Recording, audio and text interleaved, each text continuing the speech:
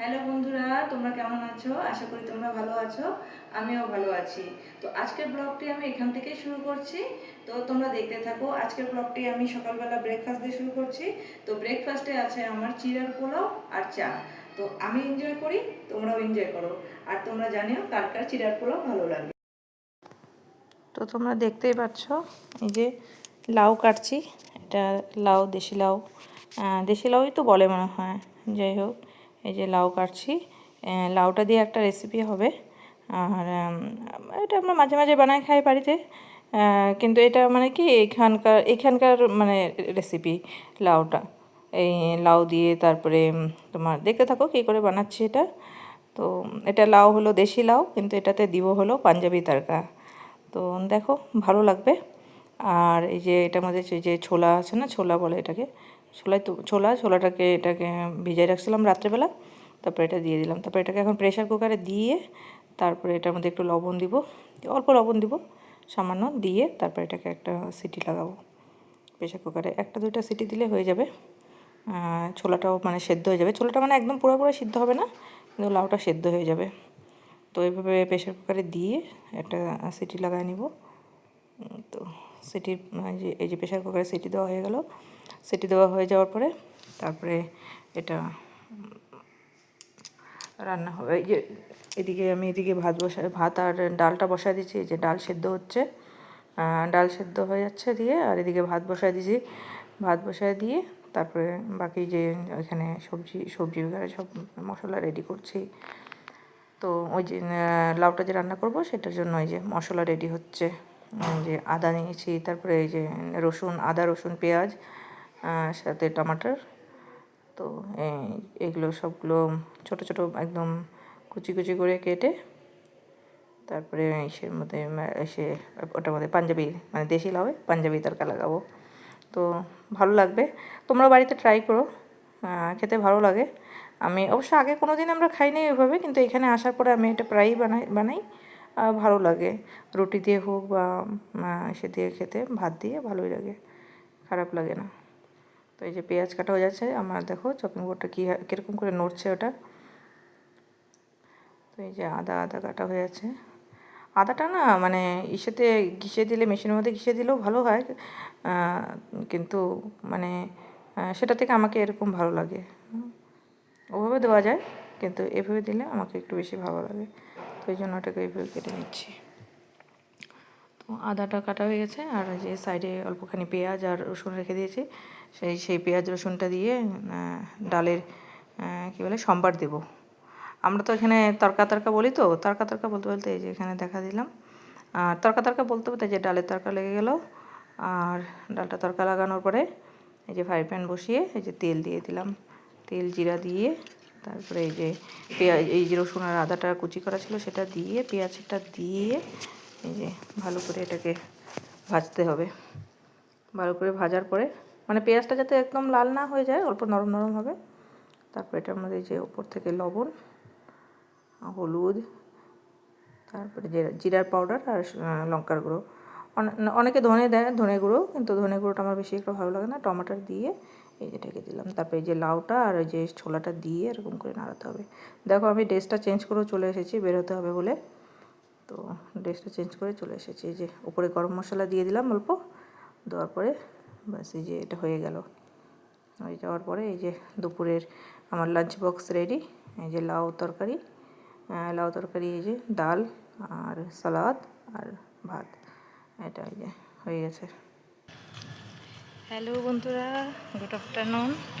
তো অনেকক্ষণ পরে আসলাম আবার ক্যামেরার সামনে, সব কাজ সেরে এখন আবার নিজের চলছি কালকের মতো। তো তোমরা সবাই কী করছো? কার রান্না হয়ে গেছে? আর আমার আগের প্রথম ভিডিওটাতে তোমরা অনেক সাপোর্ট করছো, অনেক ভালোবাসা দিচ্ছ। আর সেখানে জানি আমার ছোট ছোট ভাই বোনরা আছে, আর কাকিমারা আছে, জেঠিমারা আছে। তো তাদেরকে অসংখ্য ধন্যবাদ। এরকম করে আমার পাশে থেকো। আমার বান্ধবীরা আছে, বন্ধুরা আছে। আবার চলে এসেছি, গেছিলাম সেখান থেকে চলে আসলাম। প্রচণ্ড গরম বাইরে, প্রচণ্ড গরম, এত গরম।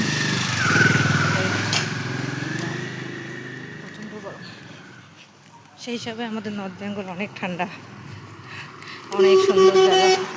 যেরকম বৃষ্টির দিনে বৃষ্টির দিন ছাড়াও বৃষ্টি হয় ওখানে, কিন্তু এখানে তো বৃষ্টি অত সহজে হয় না। আর যখন হয় 10-15 মিনিটের জন্য হয়, তারপর আবার চলে যায় বৃষ্টি, তারপর আবার যেরকম সেরকমই হয়ে যায় গরম। সেরকম একটা থাকে না লাগাতার 3-4 দিন বৃষ্টি, সেরকম কিছু হয় না। তো সেই বৃষ্টিগুলো বৃষ্টি মিস করি। আমাদের ওখানে তো চারিদিকে জল টল জমে যায়, আর এখানে সেগুলো দেখতেও পাই না, দূর দূর তক। কিন্তু না দেখতে পাওয়াটাই খারাপ লাগে, আর ওখানে মনে হয় যে হ্যাঁ বর্ষা চলে আসছে, বর্ষার দিন, কিন্তু এখানে কিছু মনে হয় না সেরকম একটা বর্ষার দিনেও। বৃষ্টি বললাম না যে বৃষ্টি খুব কম হয়, খুব কম। আর গরম প্রচুর। ঠান্ডার দিনে আবার সেরকমই ঠান্ডা পড়ে, প্রচুর ঠান্ডা। তো তবু ঠান্ডার দিনটা ভালো লাগে এখানে, কিন্তু গরমের দিনটা না, গরমের দিনটা প্রচণ্ড গরম হয়। তো চলো তোমরা এসো, ঘুরে যেও চণ্ডীগড়। বলবো গরমের দিনে এসো না, ঠান্ডার দিনে, গরমের দিনে প্রচুর গরম। হ্যালো বন্ধুরা, গুড আফটারনুন। দেখো তোমাদের সাথে আজকে বৃষ্টি গল্প করলাম, আর বৃষ্টি চলে আসলো। তোমরা পাঠিয়ে দাও নাই তো যে আমি খুব বৃষ্টিকে মিস করছিলাম। দেখো আজকে বৃষ্টি হচ্ছে এখানে, মানে বেশি হচ্ছে না, আমি বাইরেই আছি, দেখো নিচে দেখে বুঝতে পারছো বৃষ্টি হচ্ছে, খুব ভালো লাগছে। এত গরম ছিল না, ওয়েদারটা ঠান্ডা হয়ে গেল, কিছুক্ষণ আগে হাওয়া চলছিল, এখন বৃষ্টি হচ্ছে, খুব ভালো লাগছে। আর এখানে তো বৃষ্টিটা তোমাদেরকে বললামই খুব কম হয়। আগে যেরকম ছোটোবেলায় আমরা বৃষ্টিতে ভিজতাম, তো সেগুলো আর হয় না। এখানে ভেজার জায়গা থাকতেও কিন্তু বৃষ্টি হয় না, বৃষ্টি সেরকম হয় না। আস্তে আস্তে তোমাদেরকে দেখাবো ঘুরে ঘুরে চণ্ডীগড় শহরটা কীরকম। খুব সুন্দর শহর, খুব সুন্দর, খুবই সুন্দর, মানে কি বলবো, মানে যে একবার আসছে এখানে সে জানে যে কীরকম সুন্দর চণ্ডীগড়। দুই দিকে মানে একদম গাছ, এত গাছ, মানে রৌদ্রের মধ্যেও না, মানে বাইরে বের হলে মনে হয় না যে রৌদ্রে আছি, মানে এতটাই ছাওয়া আর কি গাছের। কত কত লোক নিচে এরকম গার্ডেন, জায়গায় তো গার্ডেন করা আছে, গার্ডেনের মধ্যে গাছের নিচে যারা মানে দুপুরবেলা মানে কাজ টাজ করার পরে, দুপুরে লাঞ্চ টাইমের পরে এরকম গার্ডেনের পাশে গিয়ে একদম শুয়ে রেস্ট করে, নিচে কিছু একটা মানে পেতে শুয়ে পড়ে। কারোর কাছে যদি গামছা থাকে তাহলে গামছা, তারপরে টাওয়াল থাকলে টাওয়াল, কিছু একটা মানে এরকম নিচে বিছায়। কারোর কাছে যদি কিছু না থাকে তাহলে কিছুই না, কিন্তু শুয়ে পড়ে, খুব ভালো। এখানে বাড়িগুলো না একদম মানে একটা বাড়ির সাথে আরেকটা বাড়ি লাগানো থাকে, যেটাকে কমন ওয়াল বলে। দেখো এখানে প্রত্যেকটা বাড়ি একটা বাড়ির সাথে আরেকটা বাড়ি লাগানো একদম, মানে এটা না যে মানে আমাদের যেরকম বাউন্ডারি ওয়াল থাকে বাড়িতে আমাদের ওদিকে, কিন্তু এখানে সেরকম নাই, এখানে কোনো বাউন্ডারি ওয়াল নেই, এখানে মানে কমন ওয়াল থাকে। মানে পাশের বাড়ি আর দুইটা বাড়ির মাঝখান দিয়ে একটা যে ওয়াল থাকে, সেটা দুজনের বাড়িরই দেওয়ার হয়ে যায়। এমন হয় যে কোনো সময় না পাশের বাড়িতে যদি এরকম কোনো কিছু মানে কী বলে ব্রেক গাতলে পরে যেরকম একটা শব্দ হয় না, ঠক ঠক ঠক, সেই শব্দটা ভেতর থেকে ভালো মতোই শোনা যায়, মানে লাগে যেরকম আমাদের দেওয়ালের মধ্যেই হচ্ছে, অ্যাকচুয়ালি হচ্ছে তো একটা দেওয়ালের মধ্যে, তো বোঝা যায়। তো এখানে এরকমই থাকে, এখানে কোনো ওই যে ছাড়াছাড়ি জায়গা নেই। এই যে দেখো তোমাদেরকে বললাম না বৃষ্টি পড়ছে, বৃষ্টি চলে গেছে, নাই বৃষ্টি শেষ। এই যে এখনই শুরু হয়েছে, এখনই শেষ হয়ে গেছে। আর দেখো নিচে যে বৃষ্টি পড়ে ভিজে গেছিলো, তাও শুকিয়ে গেছে। দেখ এখনই বৃষ্টি হলো না, এখনই বৃষ্টি শেষ। তোমাদেরকে দেখাই একটা জিনিস, এই যে দেখো, এই যে একদম শুকিয়ে গেছে, নেই বৃষ্টি, বোঝা যাচ্ছে না কি। বৃষ্টি চলে যাওয়ার পরে না দেখাচ্ছি তোমাদেরকে আমাদের, ওই দেখো তোমাদেরকে দেখাই, দাও দেখতে পাচ্ছ, দাঁড়াও,